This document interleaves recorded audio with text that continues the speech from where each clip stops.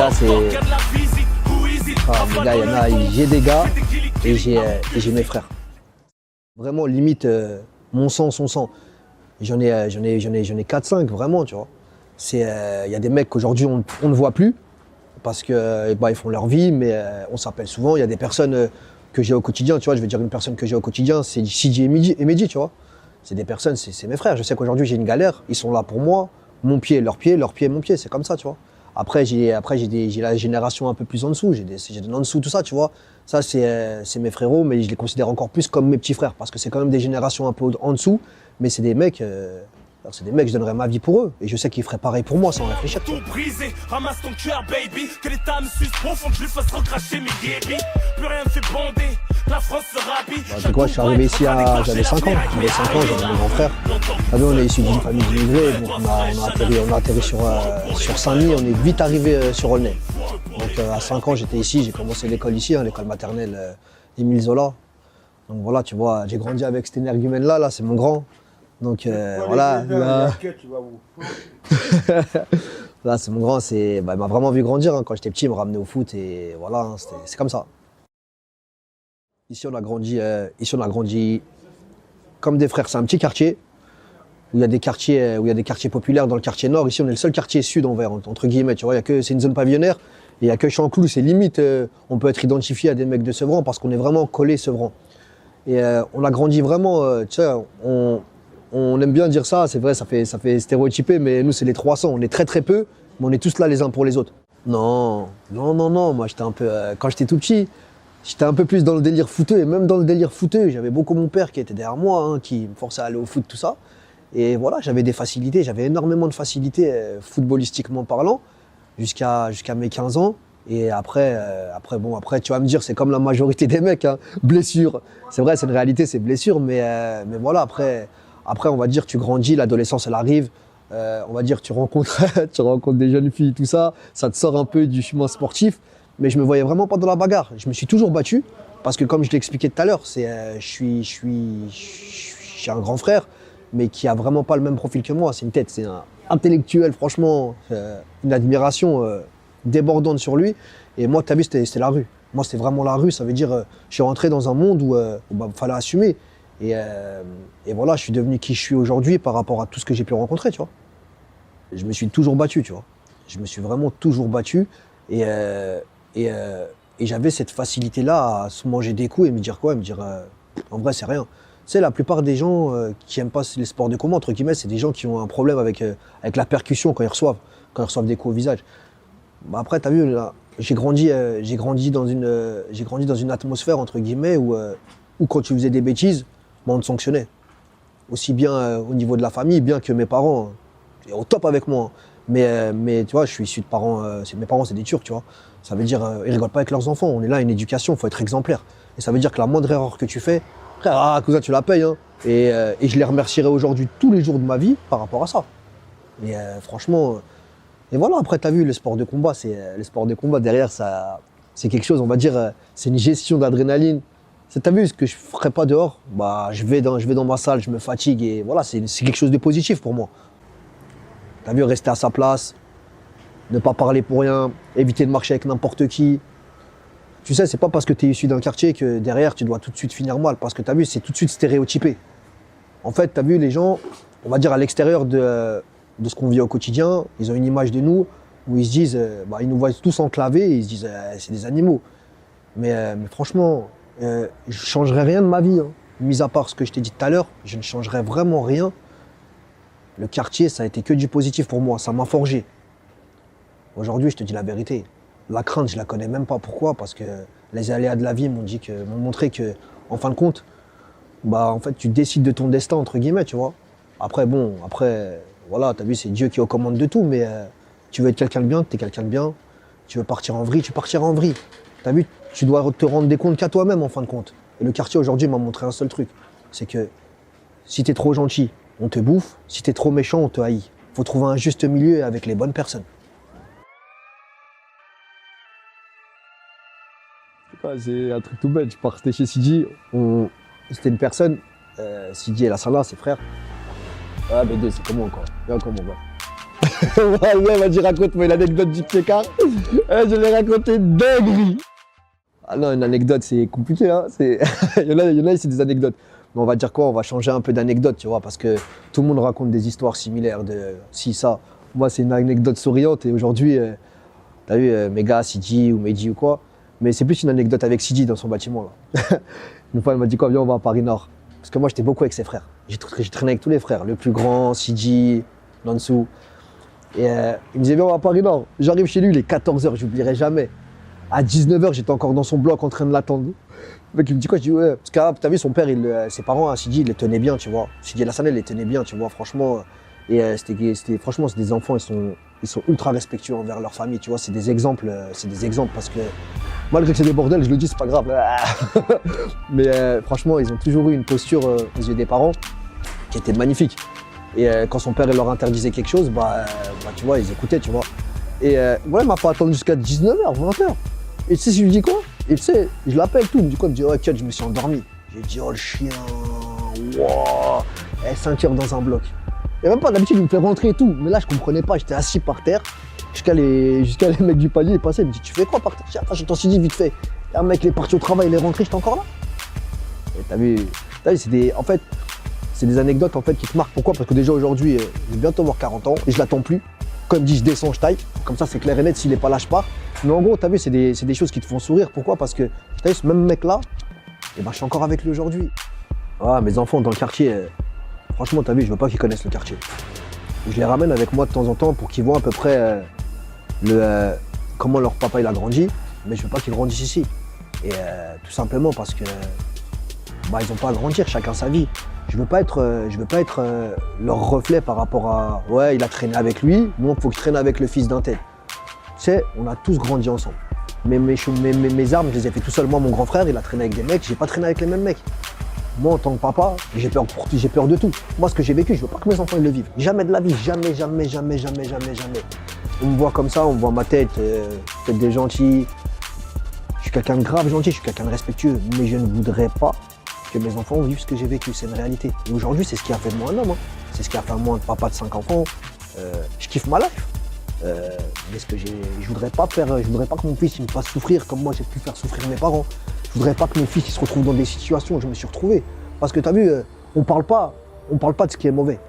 Il y en a eu des choses mauvaises, il y en a eu énormément. On n'en parle pas. Ça sert à rien, on n'est pas là pour se vendre. Tu vois, tu regardes toute la télé, il y a toujours pire que soi. Tu vois des choses à travers le monde, laisse tomber. On peut pas se plaindre. Mais on cherche beaucoup mieux pour nos enfants, c'est une réalité. Tu mets pas des enfants au monde pour les mettre dans la rue. Et aujourd'hui, moi je suis derrière eux, mais un truc de malade. Et voilà. Et pourtant, j'ai des amis à moi, des frères, des sœurs à moi, qui ont leurs enfants, qui ont le même âge que mes enfants. Ils peuvent se voir, mais en dehors de la cité. Pourquoi la cité? La cité, on a fait en sorte de nous y mettre. Aujourd'hui, le monde, il est vaste. Le problème qui se passe, c'est que quand tu rentres dans un endroit comme dans les quartiers, tu n'as plus envie d'en sortir. Parce que tu as tout à proximité. Et en fin de compte, ton ouverture d'esprit, elle est limitée. Et moi, je m'en suis rendu compte tardivement. À l'époque, nous, on était beaucoup plus débrouillards. On sortait, on partait se promener. Aujourd'hui, tu vois, tout le monde est enclavé dans le même endroit. Tout le monde. Et c'est moins dynamique, c'est moins vivant qu'avant. Moi, je trouve ça. Moi, tu vois, moi, je travaille pour la ville, tu vois, je m'occupe des écoles. Je fais gardien dans les écoles, tout ça, tu vois. Et c'est vrai que moi, la jeunesse d'aujourd'hui, je les trouve un peu moins débrouillards. Parce qu'en fin de compte, ils vont pas à la recherche de choses. Nous, on partait à la recherche de choses. Tu vois, moi, j'ai pas été à l'école longtemps, mais quand j'essaie de m'exprimer, je fais grave attention aux mots que je sors, tout ça. Aujourd'hui, les enfants, les plus jeunes, tu parles avec eux. Ils ont un problème d'élocution, il est flagrant. Et c'est dommage parce que c'est l'ouverture d'esprit, en fait. Tu te limites à ce que tu entends ou ce que tu vois à travers les réseaux sociaux, à travers les musiques de rap, tout ça. Nous, les musiques de rap, ils nous passent un message. Là, aujourd'hui, il y a des choses qui sont bien, mélodieuses, tout ça. Mais le fond de ce qui sort, des fois, t'as vu, les jeunes ne l'écoutent pas comme un simple son. Ils l'écoutent comme une réalité de vie. Et des fois, ça gâche des vies. La salle, je l'ai montée par rapport à un truc tout bête. Parce qu'il y a un réel besoin. Moi, je sais qu'aujourd'hui, j'ai toujours été un passionné de sport, de combat, un passionné de sport tout court, tu vois. Et à travers ça, je savais que je pouvais essayer de cadrer une jeunesse qui en avait besoin. Notamment les mecs de ma ville. Et là, on parle pas que de quartier, parce que t'as vu, Chanclouse, ouais, c'est où j'habite, mais Aulnay, c'est ma ville, tu vois. Aulnay, Sevran, c'est des endroits où j'ai grandi, où je sais qu'aujourd'hui, je suis identifié, où je suis un repère pour certaines personnes. Et t'as vu, quand tu peux apporter un plus sans penser business derrière, parce qu'en fin de compte, une personne, elle va faire un travail de qualité sans penser business. Je te dis pas qu'on n'a pas besoin de sous pour vivre, ce serait te mentir. J'ai besoin de sous pour faire vivre ma famille, ouais, c'est comme tout le monde, tu vois, c'est le système qui est comme ça. Maintenant, le truc, c'est quoi? C'est que derrière, bonjour, vous allez bien? Et le truc, c'est quoi? C'est que cette salle-là, elle a ramené un public, mais qui est totalement extérieur à ce qu'on pourrait imaginer. Il y a des mecs, des fois, ils sont là juste 1 heure ou 2. Mais dans cette heure-là, je me dis quoi? Je me dis, ils sont avec moi. Les plus petits, on est des repères pour eux alors qu'on n'est rien, on n'est personne. Tu sais, aujourd'hui, il y en a plein qui se pavanent à la télé. Moi, je suis ça, mais on n'est personne. Et t'as vu, t'es là qu'un temps. À partir du moment où tu comprends ça, t'essaies de te dire quoi? T'essaies de te dire, putain, le peu de temps où je passe ici, il faut que ce soit bénéfique pour quelqu'un. Regarde, ouais, t'as des enfants. C'est la chair de ta chair, c'est ton sang, tout. Tu fais tout pour eux. Mais t'as vu, t'as des personnes, t'as des enfants qui viennent vers toi. Moi, t'as vu, j'ai plusieurs sections. J'ai plus de 150 enfants, 200 enfants à la Cut-Team. Je leur fais dégoûter, je leur fais plein de choses. Les gens, ils ne voient pas tout ça, ils ne voient pas le travail colossal que c'est, mais juste pour un sourire. Et t'as vu, j'ai fait ça, ça fait 3 ans que je l'ai monté le truc. Ça fait 3 ans que je l'ai monté. L'investissement que j'ai fait pour ça, humainement parlant, c'est inimaginable. Parce que quand les gens ils parlent de ça, c'est grave facile. Ah ouais, c'est bon, ah ouais, c'est ça. Mais frérot, mais tu peux pas t'imaginer l'investissement que c'est. Les attentes de chacun, répondre à l'humain. T'as 650 personnes dans une association, répondre à l'humain.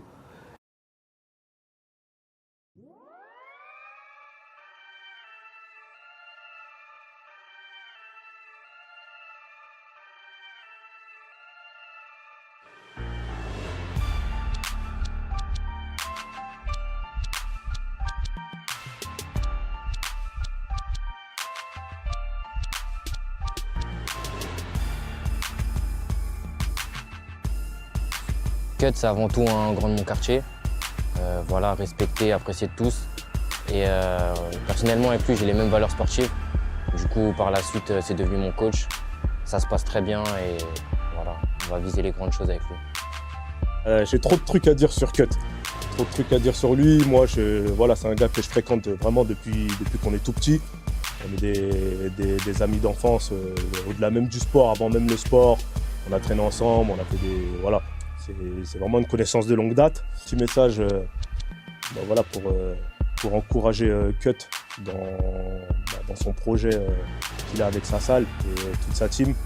J'ai suivi un peu son évolution, voilà, que ce soit la partie où il s'est formé pour être coach, à l'ouverture de la salle, les premiers adhérents, quand il ouvrait la salle, 2-3 personnes, puis 10, puis 20, puis 30. Et aujourd'hui, voilà, il a un bon nombre de soldats qui viennent chez lui pour s'entraîner.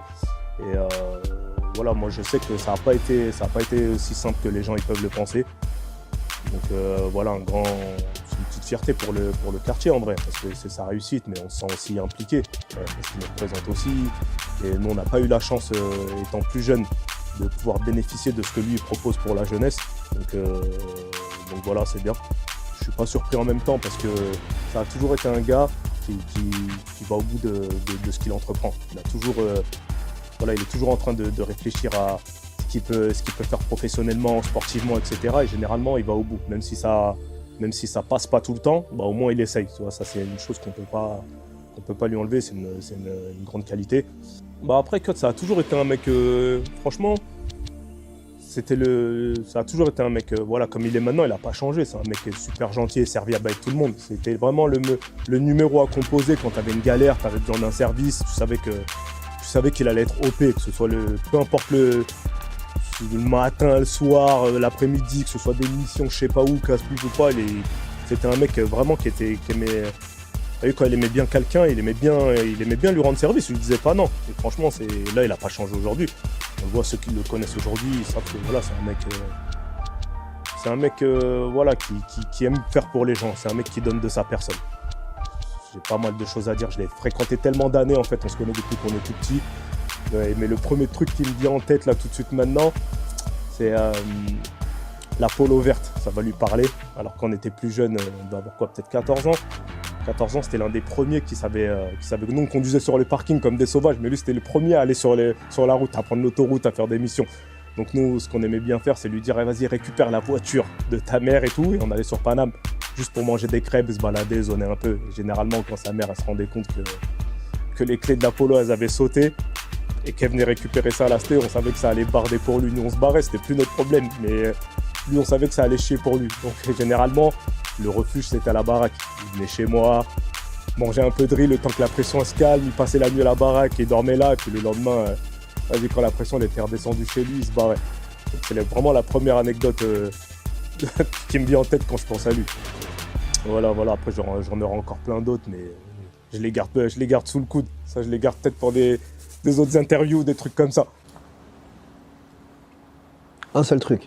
Mais vraiment un seul truc. Hein. Je veux rien changer de ma vie. Hein. T'as vu, j'ai fait ce que j'ai fait. Ouais, après, c'est comme ça, c'est la vie. Hein.